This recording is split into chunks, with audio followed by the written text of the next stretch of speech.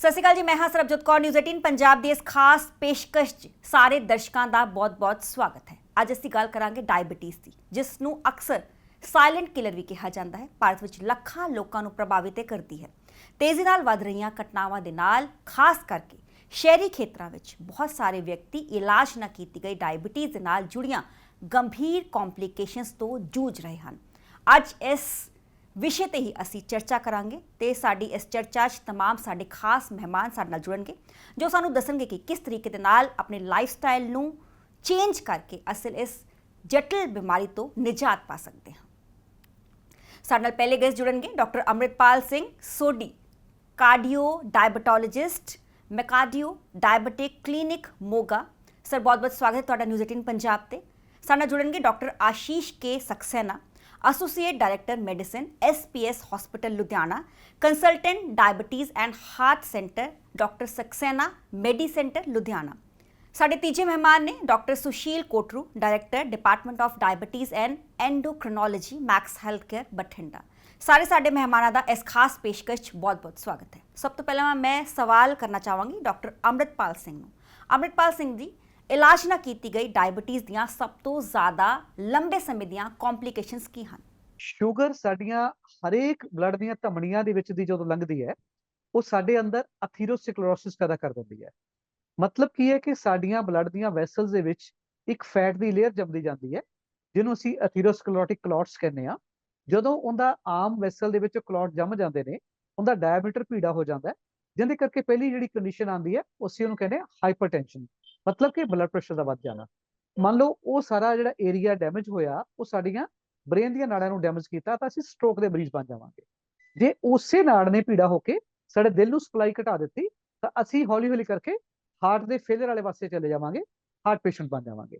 ਇਸੇ ਤਰ੍ਹਾਂ ਸ਼ੂਗਰ ਦੇ ਨਾਲ ਸਾਰੀਆਂ ਬਲੱਡ ਦੀਆਂ ਵੈਸਲ ਦੇ ਵਿੱਚ ਜਿਵੇਂ ਜਿਵੇਂ ਅਥੀਰੋਸਕਲੇਰੋਸਿਸ ਵੱਧਦਾ ਜਾਂਦਾ ਹੈ, ਉਹ ਕਰੀਬਨ ਸਾਰੇ ਅੰਗਾਂ ਨੂੰ ਪ੍ਰਭਾਵਿਤ ਕਰਕੇ ਸਾਡੇ ਪੈਰਾਂ ਦੇ ਵਿੱਚ ਸੁੰਨਾਪਨ, ਸਾਡੇ ਸੈਕਸ ਆਰਗਨ ਦੀ ਸਮਰੱਥਾ ਨੂੰ ਘਟਾਉਣਾ, ਸਾਡੀ ਚਮੜੀ ਦੇ ਉੱਤੇ ਰੋਗਾਂ ਨੂੰ ਪੈਦਾ ਕਰਨਾ, ਸਾਡੀ ਕਿਡਨੀ ਨੂੰ ਡੈਮੇਜ ਕਰਨਾ, ਸਾਡੇ ਹਾਰਟ, ਬ੍ਰੇਨਸ, ਆਈਜ਼ ਹਰ ਆਰਗਨ ਨੂੰ ਪ੍ਰਭਾਵਿਤ ਕਰਦੀ ਹੈ।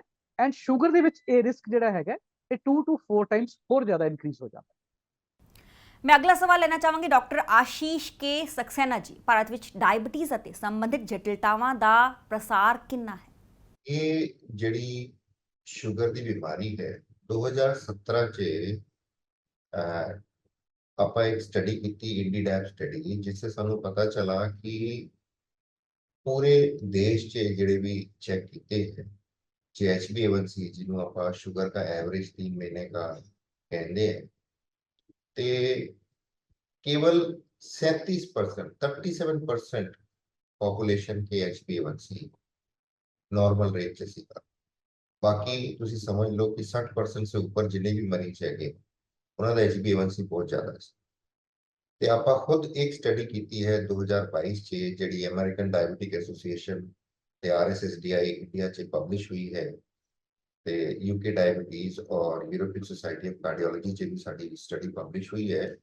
उसमें आप पूरे इंडिया के कई सेंटर से ये स्टडी की थी, जिसमें आप 3 चीजें देखी है: HbA1c, 3 महीने की sugar, blood pressure, cholesterol level. तो सानू ये दिखा कि तीनों चीजें केवल घट तो घट 5% पॉपुलेशन से ही कंट्रोल चाहिए। 23% के अंदर केवल HbA1c कंट्रोल है, 23% के अंदर ब्लड प्रेशर कंट्रोल है। ते जवानों ਨੂੰ ਜਿਹੜੇ 35 साल से घट उम्र वाले अपने बच्चे हैं, ਉਹਨਾਂ ਦੀ ਸ਼ੂਗਰ, ਉਹਨਾਂ ਦਾ ਬਲੱਡ ਪ੍ਰੈਸ਼ਰ, ਉਹਨਾਂ ਦਾ ਕੋਲੇਸਟ੍ਰੋਲ बहुत ज़्यादा हाई सीगा। तो आप ये सोचिए कि ਜਿਹੜੇ 35 साल से शुगर से चल रहे हैं, जिन्होंने हार्ट के लिए कोलेस्ट्रॉल बढ़िया हुआ है, जिन्हें BP बढ़ा हुआ है, तो ये वो वध उम्र से जाएंगे, जो 40, 45, 50 की उम्र से पहुंचेंगे, तो तुसी सोचो कितने कॉम्प्लिकेशंस लेके चल रहे हैं। तो ये इतनी बड़ी स्टडी निकल के आई, इतनी बड़ी चीजें निकल के आई कि साड़ी प्रैक्टिस से फर्क आ गया कि आप जवानों को और ध्यान से देखने की कोशिश कर रहे हैं। डॉक्टर सुशील कोटरू जी, ਭਾਰਤ ਵਿੱਚ ਅਨਕੰਟਰੋਲ ਜਾਂ ਇਲਾਜ ਨਾ ਕੀਤੀ ਗਈ ਡਾਇਬੀਟੀਜ਼ ਦੇ ਮੇਨ ਰੀਜ਼ਨ ਕੀ ਹਨ? देखो, डायबिटीज और पैरों का आपस में जो एसोसिएशन है बहुत स्ट्रांग है। शुगर की वजह से हमारी पैरों की जो सेंसेशंस होती है, जो नसों में प्रॉब्लम्स आना स्टार्ट होती है, जिससे महसूस करने की शक्ति कम हो जाती है। नाल जो खून का सर्कल, जैसे नाड़ियों में ब्लॉकेज बनता है, जंग सा लग जाता है, इसको एथेरोस्क्लेरोसिस बोलते हैं, ब्लड फ्लो कम हो जाता है। इसके साथ साथ पैरों की स्किन भी बहुत ज्यादा वीक हो जाती है शुगर पेशेंट्स में, और इन्फेक्शन रोकने की क्षमता, जिसको हम इम्यूनिटी बोलते हैं, वो भी कम हो जाता है। तो अगर पेशेंट्स अपने पैरों का ध्यान नहीं रखेंगे, जैसे बेयर फुट वॉकिंग, हमारे पंजाब में नंगे पांव काम करना, खेती करना, चलना, तो बहुत गलती है। तो अगर किसी वजह से पैर में किसी तरह का जख्म हो या छाला पड़ जाए, चोट लग जाए, हमारी स्किन ओपन हो जाए, तो वो एंट्री ऑफ इन्फेक्शन बनता, तो इन्फेक्शन अंदर जाने की वजह से सडन छेटी चालू हो जाती है और रेशा बनना स्टार्ट हो जाता है। नाल अगर ब्लड फ्लो कम है तो गैंग्रीन बन जाता है। तो आप देखेंगे हर 30 सेकंड वर्ल्ड में एक पैर कटता है डायबिटीज से। इंडिया में सबसे पहला कारण पैर कटने का एक्सीडेंट है, और टाइम के साथ एक्सीडेंट बढ़ ही रहे हैं क्योंकि गाड़ियां बढ़ रही है। दूसरा कारण डायबिटीज है, पर सबसे इंपॉर्टेंट चीज है, डायबिटीज से जो पैर कटते हैं उनको 80% को बचाया जा सकता है। पैरों की देख रेख करके, पैरों का सामना है, मतलब प्रॉपर जूते पहने हैं, नंगे पांव नहीं चलना है, डेली पैरों को चेक करना है। शुरुआती लक्षण कोई आइछन है, छाला है या कोई भी जख्म है, तो जल्दी अपने डॉक्टर से संपर्क करके समय पर इसका प्रॉपर इलाज और केयर करने की जरूरत है। Thank you. Doctor Amritpal Singh ji, ਇਲਾਜ ਨਾ ਕੀਤੀ ਗਈ ਡਾਇਬੀਟੀਜ਼ ਦੀਆਂ ਦਿਲ ਦੀਆਂ ਨਾੜੀਆਂ ਕੰਪਲਿਕੇਸ਼ਨਸ ਕਿਵੇਂ ਪੈਦਾ ਕਰਦੀਆਂ ਹਨ? ਮੈਮ ਅਸੀਂ ਦੇਖਿਆ ਕਿ ਸਾਡੇ ਜਿਵੇਂ ਡਾਕਟਰ ਕੋਟੂ ਨੇ ਦੱਸਿਆ ਕਿ ਸਾਡੇ ਜਿਹੜੇ ਹੈਗੇ ਆ ਸਾਰੇ ਜਨ ਅਸੀਂ ਗੁਰਦੁਆਰਾ ਸਾਹਿਬ ਮੱਥਾ ਟੇਕਣ ਜਾਂਦੇ ਆ, ਮੰਦਿਰਾਂ ਵਿੱਚ ਮੱਥਾ ਟੇਕਣ ਜਾਂਦੇ ਆ। ਜਦੋਂ ਕਦੇ ਤੱਤਾ ਮੌਸਮ ਹੁੰਦਾ ਹੈ, ਜੂਨ ਜੁਲਾਈ ਦੇ ਮਹੀਨੇ ਹੁੰਦੇ ਨੇ, ਬੜੀ ਵਾਰੀ ਦੇਖਿਆ ਗਿਆ ਕਿ ਪਰਿਕਰਮਾ ਬਹੁਤ ਜ਼ਿਆਦਾ ਗਰਮ ਹੁੰਦੀ ਹੈ। ਸਾਡੀਆਂ ਪੈਰਾਂ ਦੀਆਂ ਸੈਂਸੇਸ਼ਨਸ ਜਿਹੜੀਆਂ ਨੇ ਉਹ ਇੰਨੀਆਂ ਜ਼ਿਆਦਾ ਘਟੀਆਂ ਹੁੰਦੀਆਂ ਨੇ ਕਿ ਉਹਨਾਂ ਨੂੰ ਅਹਿਸਾਸ ਹੀ ਨਹੀਂ ਹੁੰਦਾ ਕਿ ਥੱਲੇ ਫਰਸ਼ ਤੱਤਾ ਹੈਗਾ। ਇਸ ਕਰਕੇ ਮਰੀਜ਼ ਗਿਆ ਤਾਂ ਆਪਣੀ ਗੁਰੂ ਦੇ ਨਾਲ ਦਰਸ਼ਨ ਕਰਦੇ ਲਈ ਸੀ, ਪਰ ਜਦੋਂ ਉਹ ਵਾਪਸ ਆਉਂਦੇ ਨੇ ਉਹਨਾਂ ਦੇ ਪੈਰ ਬਿਲਕੁਲ ਕਈ ਵਾਰੀ ਇਸ ਤਰ੍ਹਾਂ ਬਣਦੇ ਨੇ ਜਿਸ ਤਰ੍ਹਾਂ ਆਲੂ ਬੁਲੇ ਹੋਏ ਹੁੰਦੇ ਆ। ਮਤਲਬ ਕਿ ਉਹਨਾਂ ਦੀ ਸਕਿਨ ਇੰਨੀ ਕੁ ਜ਼ਿਆਦਾ ਇਨਫੈਕਟ ਹੋ ਕੇ ਬਾਹਰ ਆ ਜਾਂਦੀ ਹੈ ਕਿ ਪੈਰ ਬਚਾਉਣੇ ਮੁਸ਼ਕਲ ਹੋ ਜਾਂਦੇ ਨੇ। ਮੈਮ ਸ਼ੁਰੂਆਤ ਤਾਂ ਸਿਰਫ ਸੁੰਨੇਪਨ ਤੋਂ ਹੁੰਦੀ ਹੈ, ਜਿਵੇਂ ਆਪਾਂ ਨੂੰ ਲੱਗਦਾ ਹੈ ਕੀੜੀਆਂ ਲੜਦੀਆਂ ਪਈਆਂ ਨੇ, ਪੈਰ ਸੁੰਨਾ ਆਉਣ ਲੱਗ ਗਿਆ, ਪਰ ਹੌਲੀ ਹੌਲੀ ਕਰਕੇ ਉਹ ਜਦੋਂ ਲਾਲੀ ਤੇ ਕਾਲੇਪਨ ਵਿੱਚ ਜਾਂਦੇ ਨੇ, ਉਹਨਾਂ ਨੂੰ ਬਿਲਕੁਲ ਵੀ ਮਹਿਸੂਸ ਨਹੀਂ ਹੁੰਦਾ ਹੈਗਾ ਕਿ ਹਾਂ ਇਹ ਪੈਰ ਮੇਰਾ ਅੱਗੇ ਜਾ ਕੇ ਜ਼ਖਮ ਦਾ ਰੂਪ ਵੀ ਲੈ ਸਕਦਾ ਹੈ। ਤੁਸੀਂ ਦੇਖਿਆ ਹੋਣਾ ਕਿ ਆਪਾਂ ਪੰਜਾਬੀ ਜੁੱਤੀ ਤੇ ਜਲਸਾ ਬਹੁਤ ਜ਼ਿਆਦਾ ਯੂਜ਼ ਕਰਦੇ ਹਾਂ। ਪੰਜਾਬੀ ਜੁੱਤੀ ਦਾ ਤਲਾ ਬਹੁਤ ਪਤਲਾ ਹੁੰਦਾ ਹੈ, ਜਿਹਦੇ ਕਰਕੇ ਸਾਡੇ ਫਰਸ਼ ਵਿੱਚੋਂ ਜਿਹੜੀ ਹੀਟ ਨਿਕਲਦੀ ਹੈ ਉਹਨੂੰ ਰੋਕ ਨਹੀਂ ਸਕਦੀ। ਇਸ ਕਰਕੇ ਨਿਊਰੋਪੈਥੀ ਦਾ ਮਤਲਬ ਇਹ ਹੋ ਗਿਆ ਕਿ ਸਾਡੇ ਪੈਰ ਇੰਨੇ ਕੁ ਜ਼ਿਆਦਾ ਸੁੰਨੇ ਹੋ ਗਏ ਕਿ ਉਹਨਾਂ ਨੂੰ ਥੱਲੇ ਪਈ ਕਿੱਲ ਦਾ, ਮੇਖ ਦਾ, ਰੋੜੇ ਦਾ ਪਤਾ ਨਹੀਂ ਲੱਗਿਆ, ਜਿਹਦੇ ਕਰਕੇ ਉਹ ਜਿਹੜੇ ਜ਼ਖਮ ਨੇ ਹੌਲੀ ਹੌਲੀ ਕਰਕੇ ਇੰਨੇ ਜ਼ਿਆਦਾ ਵੱਧ ਜਾਂਦੇ ਨੇ ਕਿ ਇੱਕ ਗੰਭੀਰ ਰੋਗ ਲੈ ਲੈਂਦੇ ਨੇ ਐਂਡ ਉਹਨਾਂ ਨੂੰ ਮੁੜ ਕੇ ਬਚਾਉਣਾ ਮੁਸ਼ਕਲ ਹੋ ਜਾਂਦਾ। मेरा अगला सवाल डॉक्टर आशीष के सक्सेना जी तो है। सक्सेना जी, डायबिटिक नैफ्रोपैथी इलाज ना की गई डायबिटीज़ दियां सब तो गंभीर कॉम्प्लिकेशन विचों एक क्यों है? ਜੇ ਆਪਾਂ ਸ਼ੂਗਰ ਨੂੰ ਦੇਖੀਏ, ਜੇ ਸ਼ੂਗਰ ਬਲੱਡ 'ਚ ਮਿਕਸ ਹੋ ਕੇ ਚੱਲਦੀ ਹੈ, तो मैं अपने मरीजों को एक ही गल कहता हूँ कि ਜਿਹੜੀ ਆਪਾਂ ਸ਼ੂਗਰ ਨੂੰ ਦੇਖੀਏ, ਜਿਹੜੀ ਬਲੱਡ 'ਚ ਮਿਕਸ ਹੋ ਕੇ ਚੱਲ रही है, वो एक शीरे के समान है। ਤੇ ਆਪਾਂ चाय की छन्नी से जे चाय छानेंगे तो चाय तो रुक जानी है, चाय थल्ले निकल जानी है, पत्ती ऊपर रुक जानी है। बट हुण उसी तरह से साडी किडनी भी फिल्टर का काम करती है, ਤੇ ਜਿੰਨਾ ਸ਼ੀਰਾ ਮਿਲਾ हुआ ब्लड तो पास होगा, ਤੇ अल्टीमेटली छन्नी खराब होगी, जैसे फिल्टर खराब होता है। ਤੇ ਸਾਨੂੰ बाहर चाय की पत्ती मिलती है, उसी तरह से साडी छलनी जे खराब हो जाएगी शुगर वाले मरीज की, तो किडनी जेडी फिल्टर है वो जाम होना शुरू हो जाता है। तो उसके बाद बाहरों आना शुरू हो जाता है प्रोटीन। तो ये बड़ी कॉमन बीमारी है, इससे बचाया जा सकता है। आपा वी कैन प्रोटेक्ट इट। सानू कंट्रोल चाहिए, जो शुगर कंट्रोल होगी तो इस तरह की बीमारी से भी कंट्रोल होगा। और बहुत चंगी चंगी दवाइयां हम आ चुकी हैं जेड़ी इस बीमारी को रोक सकती है। क्रेटिनिन 2 भी है, आप रोक सकते हैं। कुछ उम्र के हिसाब से क्रेटिनिन बढ़ती है, कुछ शुगर करके और बढ़ जाती है, तो आप रोक की जा सकती है। यही कारण है शुगर हाई, हार्ट की प्रॉब्लम हाई, किडनी की प्रॉब्लम है। मैं अगला सवाल डॉक्टर सुशील कोटरू जी तो लेना चाहांगी। डॉक्टर साहब, डायबिटीज़ संबंधी पैरां दियां लागां की हन अते उन्हां नूं डायबिटीज़ दे मरीज़ां विच किवें रोकिया जा सकता है?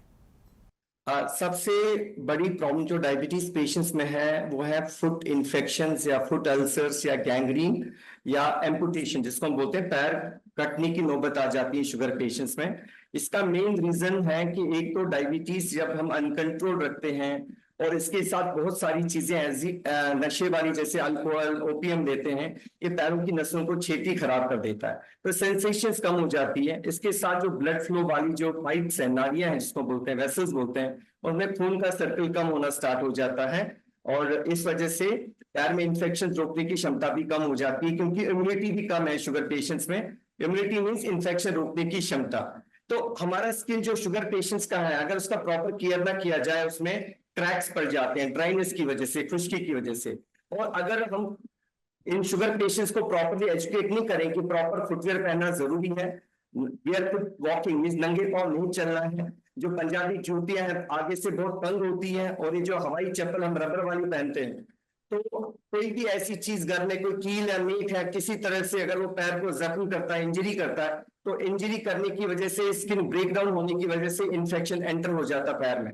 और वैसे ही सेंसेशंस कम है, ब्लड फ्लो कम है, इम्यूनिटी कम है, जब इन्फेक्शन पैर में लग गया तो सेव की तरफ फैल जाता है और सडन गलन स्टार्ट कर देता है। इवन दो पेशेंट्स में पैरों में स्मेल भी आना स्टार्ट होती है, जख्म से रेशा इतना बढ़ना स्टार्ट हो जाता है। अगर ब्लड फ्लो ज्यादा कम है तो ब्लैकिश डिस्कलरेशन होता है, पैरों में कालापन आ जाता है, जिसको हम गैंग्रीन बोलते हैं।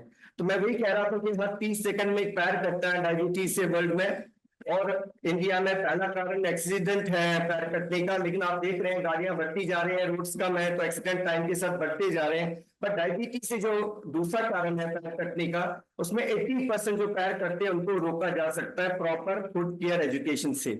मीन्स फुटवेयर कैसे पहना है, डेली पैरों को चेक करना है, पैरों को धो के मॉइस्चराइजर क्रीम लगानी जिससे क्रैक से बेया नहीं पड़े, और तंग जूते नहीं पाने हैं, और नीचे जो आउटर सोल है जो होते हैं, आउटर सोल ऐसा होना चाहिए कि जिसमें चुभे नहीं कोई।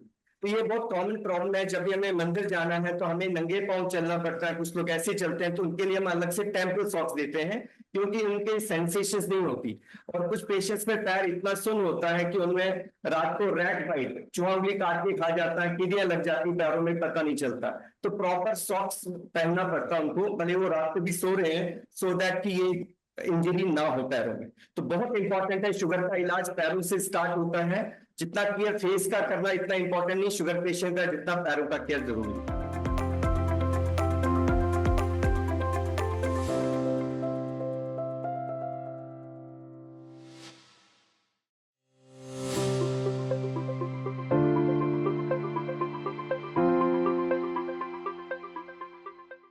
मेरा अगला सवाल डॉक्टर अमृतपाल सिंह सोडी जी तो है। डॉक्टर साहब, इलाज ना कीती गई डायबिटीज़ ਵਿੱਚ ਨਿਊਰੋਪੈਥੀ ਦੀ ਕੀ ਭੂਮਿਕਾ ਹੈ ਅਤੇ ਇਹ ਰੋਜ਼ਾਨਾ ਜੀਵਨ ਨੂੰ ਕਿਵੇਂ ਇਫੈਕਟ ਕਰ ਸਕਦੀ ਹੈ? ਜੀ ਮੈਮ, ਲਾਈਫ ਸਟਾਈਲ ਚੇਂਜਸ ਇੱਕ ਐਸਾ ਜ਼ਿੰਦਗੀ ਦਾ ਮਾਧਿਅਮ ਹੈ ਜਿਹਦੇ ਨਾਲ ਅਸੀਂ ਸਿਹਤ ਦੇ ਕਿਸੇ ਵੀ ਪੱਖ ਨੂੰ ਬਹੁਤ ਦੂਰ ਤੱਕ ਆਪਣੀ ਜੀਵਨ ਸ਼ੈਲੀ ਦੇ ਨਾਲ ਹੀ ਚੇਂਜ ਕਰਕੇ ਆਪਣਾ ਟਾਰਗੇਟ ਫਿਕਸ ਕਰ ਸਕਦੇ ਹਾਂ। ਅਸੀਂ ਰੋਜ਼ ਸਵੇਰੇ ਉੱਠ ਕੇ ਆਪਣਾ ਫੇਸ ਧੋਨੇ ਆ, ਆਪਣਾ ਮੂੰਹ ਧੋਨੇ ਆ ਤਾਂ ਕਿ ਅਸੀਂ ਸੋਹਣੇ ਲੱਗੀਏ। The diabetes dictum is we should take care of our foot as we take care of our feet। मतलब कि ਅਸੀਂ ਆਪਣੇ ਪੈਰਾਂ ਦਾ ਵੀ ਓਨਾ ਹੀ ਖਿਆਲ ਰੱਖਣਾ ਜਿੰਨਾ ਕਿ ਅਸੀਂ ਆਪਣੇ ਚਿਹਰੇ ਦਾ ਖਿਆਲ ਰੱਖਦੇ ਹਾਂ। ਜਦੋਂ ਅਸੀਂ ਸਵੇਰੇ ਉੱਠਦੇ ਹਾਂ ਤੇ ਅਸੀਂ ਜੀਵਨ ਸ਼ੈਲੀ ਨੂੰ ਜੇ ਪ੍ਰਮਾਤਮਾ ਦੇ ਨਾਮ ਨਾਲ ਸਿਮਰਨ ਨਾਲ ਸਟਾਰਟ ਕਰੀਏ, ਸਾਡੇ ਜ਼ਿੰਦਗੀ ਵਿੱਚ ਪੋਜ਼ਿਟਿਵ ਵਾਈਬ੍ਰੇਸ਼ਨਸ ਵਧਣ। ਆਪਣੀ ਡਾਕਟਰ ਦੀ ਸਲਾਹ ਦੇ ਨਾਲ ਅਸੀਂ ਆਪਣੀਆਂ ਦਵਾਈਆਂ ਨੂੰ ਰੈਗੂਲਰ ਸਮੇਂ ਤੇ ਲਈਏ, ਸੈਲਫ ਮੈਡੀਕੇਸ਼ਨ ਤੋਂ ਬਚੀਏ। ਕਦੇ ਕਦੇ ਜ਼ਿੰਦਗੀ ਦੇ ਵਿੱਚ ਕਿਸੇ ਸੋਹਣੇ ਪਾਰਕ ਵਿੱਚ ਜਾ ਕੇ ਬੂਟਿਆਂ ਨਾਲ ਗੱਲਾਂ ਕਰੀਏ, ਕੁਦਰਤ ਦੀ ਗੋਦ ਦੇ ਵਿੱਚ ਬੈਠੀਏ, ਆਪਣੇ ਪਰਿਵਾਰ ਮਿੱਤਰਾਂ ਦੇ ਨਾਲ ਸਮਾਂ ਸਪੈਂਡ ਕਰੀਏ, ਐਂਡ ਮੈਡੀਕਲ ਤੇ ਹੈਲਥ ਚੈੱਕਅਪ ਨੂੰ ਇੰਨਾ ਕੁ ਯਕੀਨੀ ਤੇ ਰੈਗੂਲਰ ਬਣਾਈਏ ਤਾਂ ਕਿ ਸਾਡੀ ਸ਼ੂਗਰ ਸਾਡੇ ਬੋਡੀ ਦੇ ਕਿਸੇ ਵੀ ਅੰਗ ਤੇ ਅਸਰ ਨਾ ਕਰ ਸਕੇ। ਮੈਂ ਫਿਰ ਉਹੀ ਗੱਲ ਰਿਪੀਟ ਕਰਾਂਗਾ, ਜਿੰਨਾ ਖਿਆਲ ਅਸੀਂ ਆਪਣੇ ਚਿਹਰੇ ਦਾ ਰੱਖਦੇ ਹਾਂ ਉਨਾ ਹੀ ਖਿਆਲ ਅਸੀਂ ਆਪਣੇ ਪੈਰਾਂ ਦਾ ਰੱਖਣਾ ਹੈ। ਪੈਰਾਂ ਨੇ ਸਾਨੂੰ ਚੱਲ ਕੇ ਸਾਰੀ ਦੁਨੀਆ ਦਿਖਾਉਣੀ ਹੈ, ਐਂਡ ਉਹ ਦੁਨੀਆ ਸਾਡਾ ਚਿਹਰਾ ਤਾਂ ਹੀ ਦੇਖੇਗਾ ਜੇ ਸਾਡੇ ਪੈਰਾਂ ਤੇ ਸ਼ੂਗਰ ਦਾ ਅਸਰ नहीं आया हो। मेरा अगला सवाल डॉक्टर आशीष के सक्सेना जी तो है। सक्सेना जी, इलाज ना की गई डायबिटीज अखां दी रोशनी नूं किवें इफेक्ट कर सकती है? ਜਿਹੜੇ ਸ਼ੂਗਰ के मरीज हैं ਉਹਨਾਂ ਨੂੰ किडनी की प्रॉब्लम के साथ ਅੱਖਾਂ की प्रॉब्लम भी होती है। इस ਅੱਖਾਂ ਦੀ प्रॉब्लम ਨੂੰ ਆਪਾਂ डायबिटिक रेटिनोपैथी कहते हैं, जिथे रेटिना चे नॉन प्रोलिफेरेटिव और प्रोलिफेरेटिव डायबिटिक रेटिनोपैथी के चेंजेस आते हैं फंडस में। ਤੇ ਜ਼ਰੂਰੀ ਹੈ ਆਪਾਂ ਸਾਲ 'ਚ ਇੱਕ ਵਾਰੀ ਆਪਣੇ ਸ਼ੂਗਰ के मरीज की आंखों की जांच कराइए तो ये बीमारी रोकी जा सकती है। तो इस बीमारी को रोकने वास्ते ਜਿਹੜੇ टीके वगैरह लगते हैं आंख से वो तो है ही है, नाल ही नाल शुगर के टीके इन्हों ठीक करने का काम करते हैं, ना कि गोली ਤੁਹਾਡੀ शुगर ਨੂੰ कंट्रोल करेगी, ਅੱਖਾਂ ਨੂੰ रिपेयर नहीं।